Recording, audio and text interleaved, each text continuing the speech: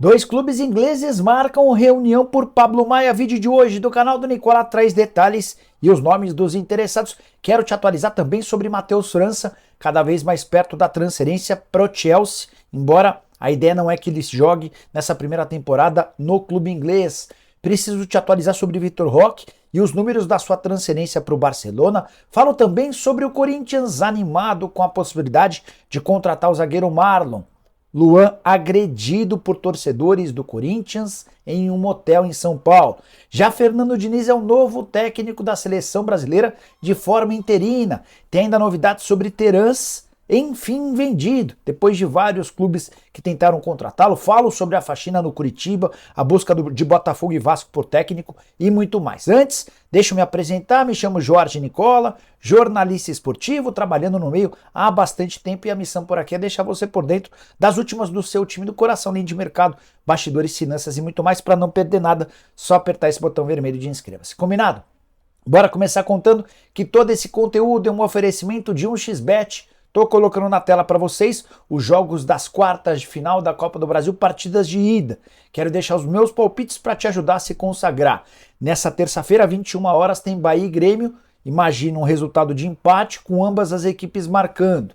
Na quarta tem São Paulo e Palmeiras, outro empate, jogo para poucos gols. América e Corinthians. Tô bem confiante de que o América vence o Corinthians. Será? Para completar Flamengo e Atlético Paranaense, jogo em que ambos os times devem marcar e o Flamengo é bem favorito para sair com os 3 pontos. Você curtiu as minhas sugestões? Manja de futebol? Então pega agora mesmo o link que eu vou deixar, dá um xbet, no comentário fixo já faz seu cadastro, só não esquece de usar o código Nicola para ter direito a 100% de bônus no valor do seu depósito. Combinado?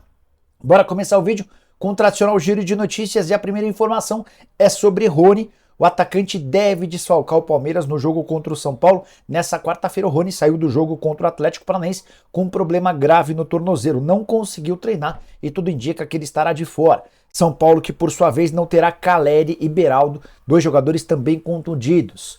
Bora falar sobre o Vasco da Gama e a busca por técnicos. O Cruz Maltino também tem a intenção de contratar Paulo Pesolano. Roger Machado e Rogério Ceni são alvos antigos.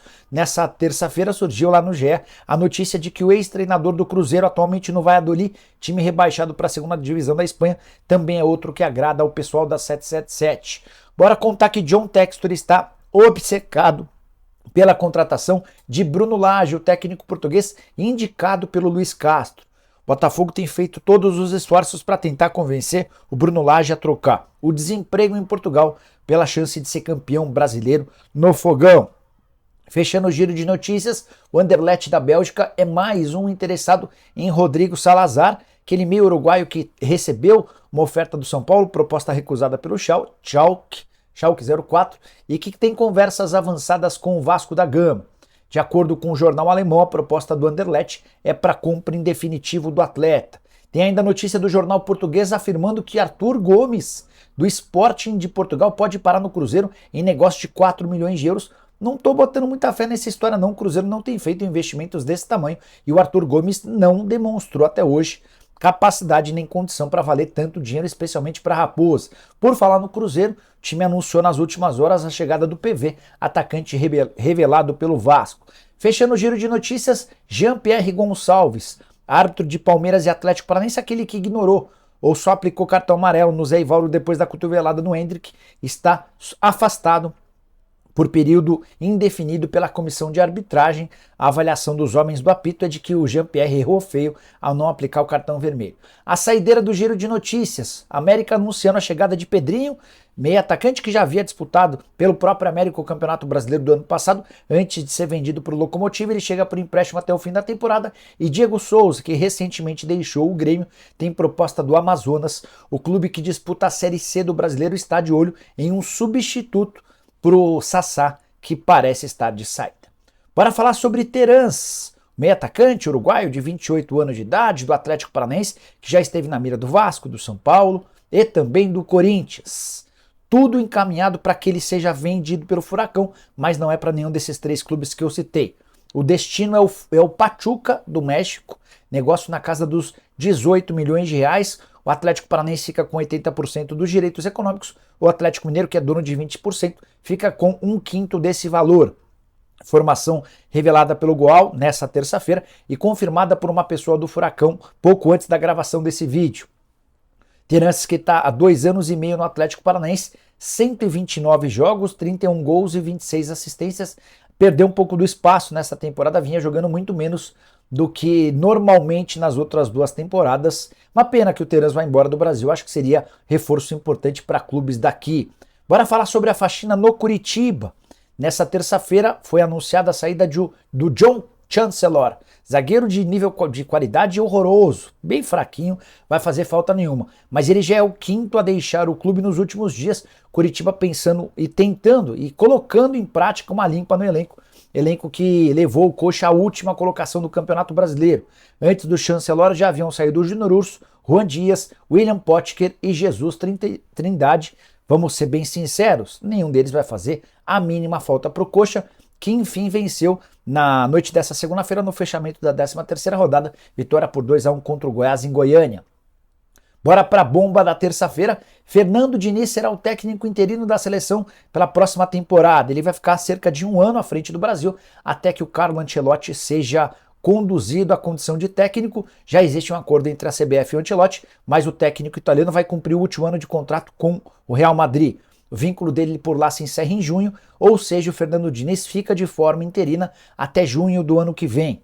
Importante, informação revelada pelo GE dá conta de que o Diniz não deixará o Fluminense, ele vai acumular funções. Técnico do Flu e também da seleção brasileira nas datas FIFA. Como o Fluminense não deve jogar nessas datas, não deve haver um problema maior.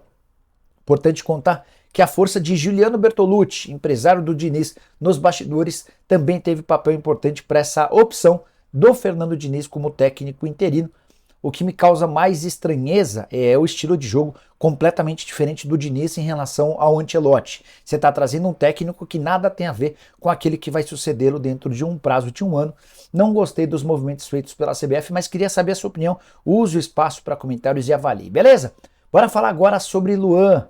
Meio atacante do Corinthians, tem mais 6 meses de contrato no Timão, não tem aceitado a rescisão do vínculo e ele foi agredido covardemente por membros da Gaviões da Fiel durante a madrugada dessa terça-feira em um motel na região da Zona Oeste, bem próximo aos CTs de São Paulo e Palmeiras.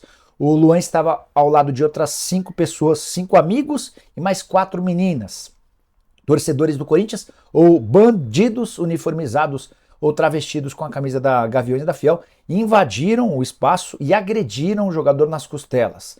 Imagens de sangue, desespero e entre outras coisas. A polícia foi acionada e está investigando na tentativa de capturar esses agressores. Importante contar para vocês que o Luan não tem sido relacionado, não tem sido utilizado, não joga pelo Corinthians desde fevereiro do ano passado. Ele pediu recentemente para que o técnico Vanderlei Luxemburgo o reutilizasse, colocasse ele para treinar com os demais companheiros. Ele tem treinado afastado desde a volta das férias em janeiro. Luxemburgo disse que não, até por conta da pressão dos torcedores que não querem, em hipótese alguma, o Luan. Enquanto isso, o Corinthians tenta convencer o Luan a rescindir o contrato de forma amigável. O Corinthians toparia bancar metade dos salários que o Luan tem a receber daqui até dezembro. O Luan disse que só sai do Timão se receber 100% dos direitos. Importante contar que durante os 4 anos de contrato, o meio atacante levará do Timão 42 milhões e meio de reais. Tá bom para você? Se não, só mais uma informação. Além dos 42 milhões em salário, o Corinthians ainda desembolsou 29 milhões de reais para comprá-lo do Grêmio, operação superior a 70 milhões de reais. O presidente do Corinthians na época era o André Sanches, mas o grande responsável pela contratação do Luan foi Duílio Monteiro Alves. O então diretor de futebol do Timão foi até a mesa do Andrés e assegurou que seria um reforço dos mais importantes, que ele tinha a cara do Corinthians e arrebentaria no Timão. Foi um grande equívoco. Bora falar agora sobre o Corinthians em relação a reforços. Zagueiro Marlon, que pertence ao Shakhtar, mas teve seu contrato suspenso por mais uma temporada graças à cláusula FIFA, causou ânimo nos dirigentes alvinegros.